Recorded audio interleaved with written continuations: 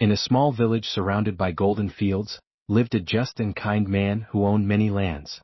He had 2 sons. The eldest, hard-working, disciplined, faithful to his father's house. And the youngest, restless, a dreamer, impatient with the simple country life. One day the younger son approached his father and said with a firm voice, "Father, give me the share of the inheritance that belongs to me." The old man, with a heavy heart, divided his wealth between his 2 sons. And the youngest, without looking back, left for distant lands. The days passed.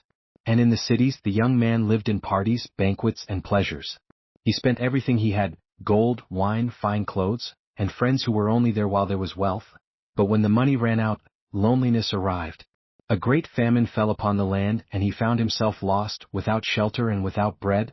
He worked feeding pigs, longing to eat what the animals ate. But they didn't even give him that. Then, sitting in the mud looking at the horizon, he thought, "In my father's house even the servants have bread to spare, and I am dying of hunger." Tears streamed down as he said to himself, "I will arise and go to my father, and I will say, 'Father, I have sinned against heaven and before you. I am no longer worthy to be called your son.'" With tired steps he began the long journey back. While he was still far off, the father spotted him. He recognized that trembling walk, that body bent with regret. And without hesitating he ran to meet his son. The old man hugged him tightly, not letting him finish speaking. "Father, I have sinned against heaven and before you." But the father replied, his voice thick with emotion, "Bring the best robe quickly. Put the ring on his finger and sandals on his feet. Prepare the fattened calf. Let's celebrate." And the house filled with music, laughter, and tears of joy. But from the field the eldest son heard the sound of the party. Angry, he refused to enter.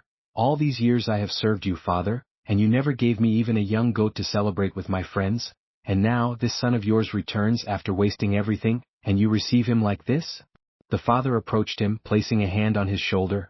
"Son, you are always with me and everything I have is yours. But it was right to celebrate because this brother of yours was dead and is alive again, was lost and is found." And so ends the parable of the prodigal son. An eternal reminder that no mistake is too great for a father's forgiveness, and that there is always a way back for those who wish to start over.